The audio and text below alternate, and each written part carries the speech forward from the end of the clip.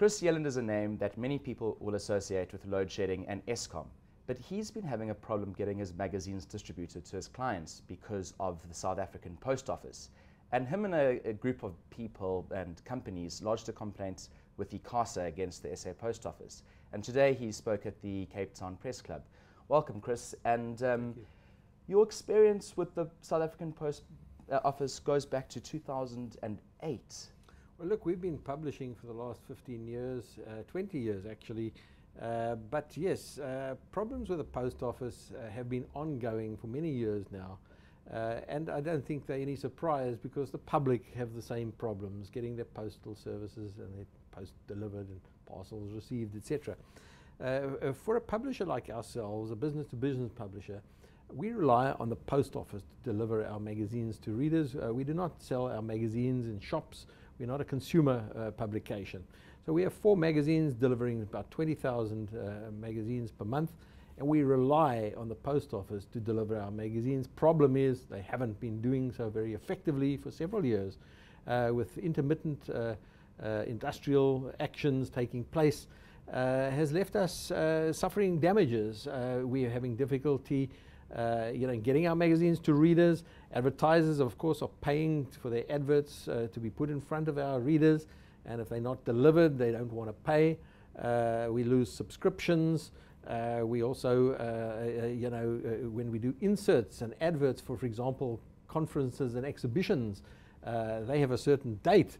And if people get their magazines after the date of the conference, they've wasted their money in our magazines and they want it back.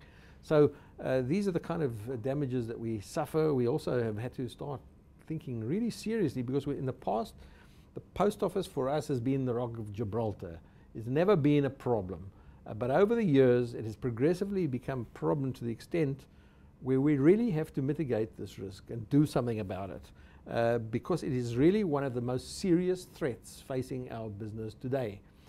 So we have to look to alternative delivery mechanisms, deliveries through other service providers who deliver door to door. We have to convert 20,000 postal addresses into 20,000 physical addresses. That costs serious money. Speaking about money, how much money would you say you've lost because of the post office? Well, we haven't quantified it yet because we haven't embarked on a course of damages yet. This is not a legal complaint yet. It's a complaint to ICASA, the regulator, asking them to review the post office's performance and its compliance with its license conditions. And it's not about damages at this stage. Nevertheless, we are keeping track of our costs, the costs, for example, of the temporary staff to convert postal addresses into physical addresses. It's an ongoing project, so the costs of that haven't been completed yet, but we are keeping track of them. So I don't want to put a figure to it at this stage. Needless to say, we are considering a claim for damages against the post office. It will depend on the outcome of our complaint to ICASA. And we will take that step, after ICASA has made its determination, and we get, an idea on how the regulator views our complaint. You lodged a complaint in December. It seems like the post office is doing snail mail here with the process. You don't seem too frustrated because you know that you have to do things properly.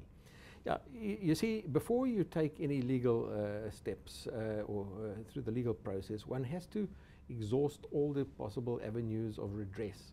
And one of these avenues is through the ICASA, the regulator, and so we haven't completed that process yet. Yes, we lodged our complaint on the 10th of December last year, and since then we've experienced continual stonewalling by the post office, delaying every step of the way. But we finally had an ICASA hearing to the Complaints and Compliance Committee, the so-called CCC at ICASA. We had this on the 2nd of July, and we were eagerly awaiting the outcome of the determination by the Complaints Committee, who have the authority to make a ruling and to make a recommendation to the ICASA Council on the redress that needs to be taken, the steps that need to be taken. And we're asking ICASA to consider, appointing other licensees or additional licensees to supplement those activities that the post office seems simply unable to deliver. In the absolute worst case, ICASA could take away the post office's license.